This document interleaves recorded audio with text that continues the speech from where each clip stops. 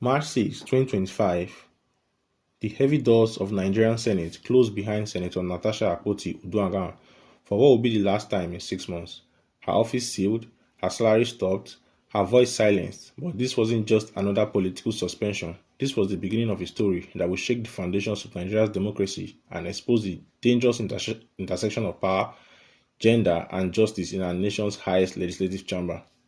What you are going to hear is the untold story of courage, controversy, and constitutional crisis that gripped Nigeria in 2025.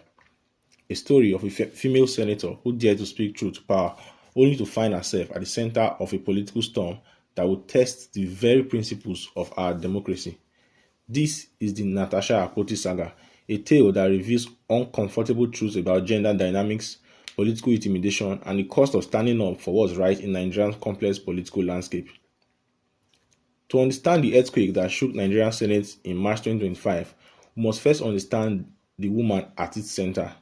Senator Natasha Akpoti-Uduaghan, representing Kogi Central Senatorial District, was no ordinary politician.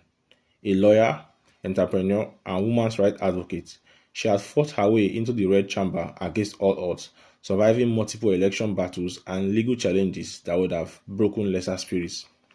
But by February 2025, storm clouds were gathering. It began with something as simple as a sitting arrangement, a dispute that would escalate into one of the most controversial political episodes in recent Nigerian history. On February 20, 2025, tension erupted during a Senate session. According to reports, Senator Natasha refused to sit in her assigned seat, leading to a confrontation with Senate President Godswill Akpabio. To outside observers, this might have seemed like a minor breach of protocol, but in the highly charged atmosphere of the Nigerian Senate, it was the spark that would ignite a firestorm. What happened next would change everything. According to Senator Natasha's accounts, the sitting dispute was just the surface. Beneath it lay something far more sinister: allegations that would rock Nigeria's political establishment to its core. In the following days, following the sitting arrangement controversy, Senator Natasha made a decision that would define her career and test Nigeria's commitment to protecting women in power. She formally accused Senate President Godswill Akpabio of sexual harassment, alleging that he had demanded sexual favors from her. The accusation sent shockwaves throughout Abuja's political circle. Here was a sitting senator, a woman who had fought tooth and nail to earn her place in Nigeria's most powerful legislative body, publicly accusing the Senate President, one of the most powerful men in Nigerian politics, of sexual misconduct. The response was swift and devastating. Senate President Akpabio didn't just deny the allegations, he went on the offensive, filing a 100 billion defamation lawsuit against Senator Natasha. The message was clear: challenge the established order at your own peril. But Senator Natasha had crossed a line from which there was no return. In a society where women are often expected to suffer in silence, where speaking out against powerful men can mean career suicide, she had chosen to fight. She submitted a formal petition seeking justice and accountability. What she got instead was a political persecution that would serve as a chilling reminder to other women in Nigerian politics about the price of speaking truth to power. March 6, 2025, just 2 weeks after her sexual harassment allegation became public, the Nigerian Senate delivered its verdict on Senator Natasha Akpoti-Uduaghan. She was suspended for 6 months. The official reason? Gross misconduct and unruly behavior. The Senate's Committee on Ethics and Privileges cited violations of Section 6(1) and Section 6(2) of the 2023 Standing Orders, pointing to her refusal to sit in assigned seats and other breaches of legislative decorum. But the timing told a different story. How could anyone ignore the fact that a female senator was suspended just days after making sexual harassment allegations against the Senate President? To many Nigerians, this looked less like justice and more like retaliation, a calculated move to silence a troublesome voice. The suspension was comprehensive and brutal. Senator Natasha lost access to her office, which was immediately sealed with red tape. Her salary was stopped, her security detail was withdrawn, her legislative aides were sent home. In one swift motion, she was stripped of everything that made her an effective representative of her constituents. The symbolism was impossible to miss. A red seal on her office door, like a scarlet letter marking her as an enemy of the Senate's power structure. For 6 months, that seal would serve as a reminder to every other senator, this is what happens when you cross the line. International observers watched in horror. The Inter-Parliamentary Union, a global organization of parliaments, expressed concern about the suspension, questioning whether it was connected to Senator Natasha's harassment allegations. Human rights organizations called it a clear case of victim blaming and intimidation. But the Nigerian Senate stood firm. In a letter to the Inter-Parliamentary Union, Senate leadership insisted that the suspension had nothing to do with sexual harassment allegations. It was purely about misconduct, they claimed, a disciplinary action against the senator who refused to follow the rules. Critics weren't convinced. How do you suspend someone for 6 months over sitting arrangements? How do you strip a duly elected representative of her rights and privileges over what amounts to parliamentary etiquette? The punishment seemed disappropriate to the crime, leading many to conclude that the real reason for the suspension was Senator Natasha's courage in speaking out against sexual harassment. While Senator Natasha's office remained sealed and her voice silenced in the Senate chamber, the battle for justice moved to Nigerian courts. Her legal team didn't sit idle. They went on the offensive, challenging the suspension as unconstitutional and discriminatory. Civil society organizations rallied to her cause. The Socio-Economic Rights and Accountability Project, (SERAP), threatened legal action against the Senate, calling the suspension unlawful and demanding its immediate reversal. Women's rights groups saw her case as a test of Nigeria's commitment to protecting female voices in politics. The African Democratic Congress (ADC) condemned what it called the Senate's obstruction of democratic representation. Political analysts questioned whether the suspension was setting a dangerous precedent, silencing elected officials who dared to challenge the status quo. International media picked up the story, with outlets like CBS News, Al Jazeera, and others reporting on the case as an example of how sexual harassment allegations can be weaponized against women in positions of power. Nigeria's image on the global stage suffered as the whole world watched a female senator being punished for speaking out against misconduct. But perhaps most importantly, the people of Kogi Central, Senator Natasha's constituents, found themselves without effective representation in the Senate. For 6 months, their voice will be absent from Nigeria's most important legislative debate. Their senator was locked out, punished not just as an individual, but as a representative of the people who elected her. The legal battle intensified throughout the suspension period. Court challenges were filed, constitutional questions were raised, and the case became a symbol of the broader struggle for gender equality and accountability in Nigerian politics.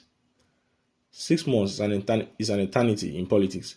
While Senator Natasha served her suspension, Nigerian politics continued without her voice. Important legislation were debated and passed. Critical decisions affecting her constituents were made in her absence. The rent seal on her office door became a fixture, a reminder of what happens when you challenge power. But even in suspension, Senator Natasha refused to be silenced. She continued to speak out, maintaining her innocence and insisting that her punishment was politically motivated. She became a symbol of resistance for women across Nigeria who had faced similar treatment in their workplaces and communities. The court case slowly made its way through Nigeria's legal system. Legal experts debated the constitutional implications of the suspension. Could a legislative body suspend an elected representative for making harassment allegations? Was this a violation of democratic principles? These questions would eventually reach Nigeria's courts for definitive answers. As the months passed, political opinion began to shift. Initial reactions had been mixed, while some people supporting the Senate's right to maintain order and others saying the suspension as excessive. But as more detail emerged and the case gained international attention, more Nigerians began to question the Senate's actions. The timing remained suspicious. The severity of the punishment seemed disappropriate, and the chilling effect on the other political victims of harassment in political spaces were undeniable. How many women will now think twice before reporting misconduct by powerful political figures? By July 2025, there were signs that the legal tide was turning. Court orders began emerging that suggested Senator Natasha might have grounds for reinstatement. The judicial system, separate from the legislative branch, was beginning to weigh in on whether the Senate's actions were constitutional and justified. September 23, 2025, after 6 months, 2 weeks, and 17 days, the Red Seal began to crack. Reports emerged that the Senate Sergeant-at-Arms had been directed to unseal Senator Natasha's office. The symbolic tape that had marked her as a persona non grata was finally being removed. The unsealing process was captured on video, a moment of high political drama that signaled the beginning of the end of one of Nigeria's most controversial political suspensions. Deputy Director of the Sergeant-at-Arms, Alabi Adedeji, was seen carefully removing the seal that had kept Senator Natasha's office locked out of her workspace for nearly 7 months. But the drama wasn't over. Questions remained about whether she would be allowed to resume her full senatorial duties or if there would be additional conditions. The Senate was scheduled to resume plenary on October 7, 2025, and all eyes were on whether Senator Natasha would be allowed to take her seat. The political establishment was divided. Some senators reportedly supported her return, viewing the suspension as excessive from the beginning. Others remain opposed, seeing her allegations against the Senate President as unforgivable attacks on the institution's integrity. For Senator Natasha herself, the unsealing of her office represented more than just a return to work. It was vindication of her decision to speak out against alleged misconduct. She had paid a heavy price for her courage, losing months of salary, influence, and ability to represent her constituents effectively. But she had survived. Most importantly, her case has sparked a national conversation about sexual harassment, gender equality, and the abuse of power in Nigerian politics. Whether she won or lost, in the immediate term, she had already achieved something significant, forcing Nigeria to confront uncomfortable truths about how it treats women who dare to challenge powerful men. The Natasha Akpoti saga isn't just about one senator or one suspension. It's a mirror reflecting the state of gender relations and power dynamics in contemporary Nigeria. Her case raises fundamental questions about our democracy and our commitment to equality and justice. First, it highlights the vulnerability of women in Nigerian politics. Despite constitutional guarantees of equality, women continue to face unique challenges when they enter political spaces traditionally dominated by men.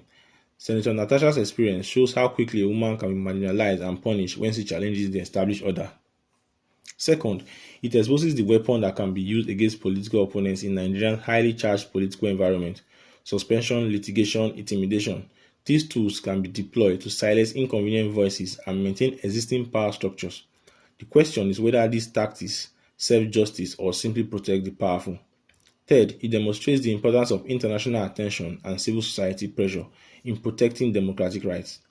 Without external scrutiny and domestic advocacy, Senator Natasha's case might have been quietly buried. The global spotlight forced Nigeria to reckon with the implications of her treatment. For women across Nigeria, Senator Natasha's experience sends mixed signals. On one hand, it shows severe consequences that can follow speaking out against powerful men. On the other hand, it demonstrates that survival is possible, that even the most powerful institutions cannot completely silence determined voices. Her case also highlights the role of the judiciary as a check on legislative power. While the Senate suspended her, the court provided a potential avenue for challenging that decision. This separation of power proved crucial in ensuring that no single institution could act without accountability. For Nigeria's international reputation, the case was damaging. In an era when gender equality and women's rights are global priorities, the sight of a female senator being punished for making harassment allegations sent troubling signals about Nigeria's commitment to these values. As Senator Natasha Uduaghan prepared to return to the Senate chamber, her red sealed office now unsealed, we must ask ourselves, what have we learned from this extraordinary political drama? The answer isn't simple. On one level, this is a story about the triumph of persistence over persecution. A woman who refused to be silenced despite facing the full weight of Nigeria's political establishment. Her eventual return to the Senate can be seen as a victory for justice and democratic accountability. But, but on another level, it is a cautionary tale about the price of speaking truth to power in Nigeria. 6 months of suspension, lost income, damaged reputation, and personal trauma. These are the costs that Senator Natasha paid for making her allegations. How many other women will look at her experience and choose silence instead?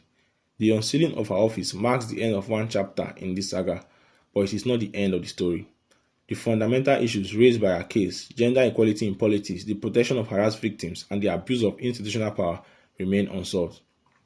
As Nigeria moves forward, the Natasha Akpoti case can be remembered as a defining moment in our democratic journey. It showed us both our weaknesses and our strengths, our tendency to punish those who challenge authority, but also our capacity for justice and redemption when pressure is applied. The Red Seal is gone, but the questions it represents remain. How do we create a political system where women can participate equally? How do we ensure that victims of harassment can speak out against fear of retaliation? How do we balance institutional respect with individual rights? These are the challenges that define modern Nigeria, a nation striving to build a more perfect democracy while grappling with the legacy of patriarchal power structure and authoritarian tendencies. Senator Natasha's office may be unsealed, but the work of building a truly equitable political system is far from over. Her courage in speaking out, despite the consequences, has opened a door for others to walk through. Whether we choose to walk through that door as a society, as a democracy, as a people remains to be seen. The Natasha Akpoti saga is more than a political story. It is a test of who we are and who we aspire to be as Nigerians. What do you think about Senator Natasha's suspension and return?